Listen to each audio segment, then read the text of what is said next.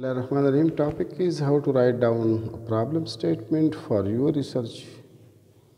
कोई भी रिसर्च हो जिस तरह objectives, hypotheses, different variables, link amongst the different variables, research questions, significance, तो उसी तरह प्रॉब्लम स्टेटमेंट का समझना भी बड़ा ज़रूरी है। अगर तुम्हारा प्रॉब्लम स्टेटमेंट ठीक हो तो लोग आसानी से तुम्हारे रिसर्च तक पहुंच जाएंगे और उनमें तुम्हारी इंटरेस्ट उनकी इंटरेस्ट के साथ कोइंसाइड करेगी और वो इस बात पे मजबूर हो जाएंगे कि वो तुम्हारे टॉपिक को, तुम्हारे रिसर्च को पढ़ें।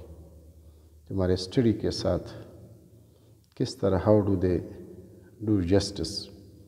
क्रिसवेल के मुताबिक, क्रिसवेल 2014 कि प्रॉब्लम स्टेटमेंट जो है इट हैज़ 3 बेसिक गोल्स। उनके जो 3 बेसिक गोल्स है कि प्रॉब्लम स्टेटमेंट का बुनियादी मकसद ये है कि motivating readers to keep on reading. अब रीडर्स को किस तरह मोटिवेट करता है कि वो तुम्हारे रिसर्च को, तुम्हारे सब्जेक्ट एरिया को, तुम्हारे स्टडी को पढ़ ले। सेकेंडली, जनरेट देयर इंटरेस्ट, और आप अपनी स्टडी में, अपने रिसर्च में उनके इंटरेस्ट को किस तरह मेंटेन रखते हैं। तो सेकंड जो पॉइंट है to maintain their interest. Third जो पॉइंट है to provide an initial frame of reference, कि आप इनिशियली अपना एक फ्रेम ऑफ रेफरेंस किस तरह रखते हैं so that to make your research understandable for the common readers.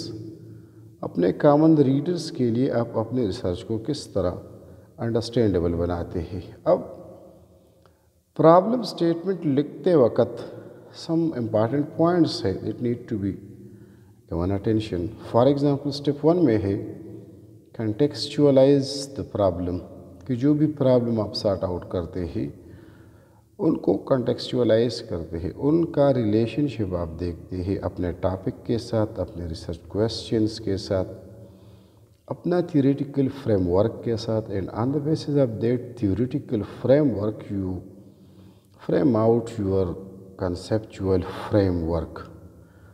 The problem statement should frame your research problem, giving some background on what is already known, कि जिस topic पे आप research करेंगे उसके बारे में आपको फोरहैंड नॉलेज ज़रूरी है आपका होना, फर्स्ट हैंड नॉलेज आपका होना ज़रूरी है। जिस टॉपिक को लेंगे, आप पॉलिटिक्स को लेंगे, आप लोकल गवर्नमेंट को लेते हैं, आप अमेरिकन पॉलिटिक्स को लेते हैं, आप कॉन्स्टिट्यूशनल अमेंडमेंट बिल्स को लेते हैं, आप सिक्योरिटी को लेते हैं, आप IMF के कंडीशनलिटीज़ को लेते हैं, तो फर्स्ट हैंड नॉलेज आपका होना बड़ा ज़रूरी है। सेकंड थिंग है describe the exact issue your research will address, कि आप एक डिलिमिटेशन लेंगे, उसी डिलिमिटेशन के मुताबिक की मुनासिबत से या मुताबिकत से आप अपना एक एरिया लेंगे और उसी एरिया के मुख्तलिफ पहलूज़ को, उनके मुख्तलिफ पैरामीटर्स को, उनके मुख्तलिफ प्रोस एंड कॉन्ट्रास्ट को आप डिस्कस करेंगे। लेकिन कोशिश आपकी ये होगी कि as much as possible to be relevant and to be specific. So what do we still need to know, कि आप कितना जानते हैं what you are going to address और what you need to do, आपको मज़ीद क्या करना है, मज़ीद आपने इसमें what areas you are going to explore. Third point है it should address the relevance of your research, कि आपके रेलेवेंस क्या है, आपकी रिसर्च के साथ तुम्हारा रेलेवेंस क्या होगा। जो प्रॉब्लम स्टेटमेंट आप सॉर्ट आउट कर रहे हैं तुम्हारे रिसर्च से मुतालिक है कि रिसर्च से मुतालिक नहीं है। लास्ट पे आप लिखेंगे कि how do you frame out your aims and objectives, آپ تمہارے آبجیکٹیوز کیا ہے، اب ان آبجیکٹیوز میں جس کی بنیاد پہ آپ لوگ اپنا ریسرچ کویسچنز بنائیں گے ان کو کس طرح آپ پرائرٹائز کرتے ہیں، ان کو کس اینگل سے آپ پرائیورٹی دیتے ہیں۔ اب ان کا ریلیونس ہے کہ پرابلم سٹیٹمنٹ کس طرح اپنے ان کی ریلیونس اپنے تھیسس کے ساتھ، اپنے ٹاپک کے ساتھ بنانے ہیں۔ مثلا تمہارا ریسرچ ٹاپک ہے، تمہارے ریسرچ ٹاپک کا جو ہائپوتھیسس ہوگا، جو ویریبلس ہوں گے، جو ڈیپینڈنٹ ہوگا، جو انڈیپینڈنٹ ہوگا، جو انٹرویننگ ویریبل ہوگا، یہ جو بھی ہائپوتھیسس ہوگا ان کو آپ دیکھیں گے۔ اس کے بعد آپ دیکھیں گے کہ what is the specific problem اور issue you are going to discuss, you are going to deal with, and you are going to come out with certain viable solutions. اس کے بعد آئے گا تمہارا کہ سگنیفیکنس آف دا پرابلم جو ہے آپ کس انداز میں پیش کرتے ہیں۔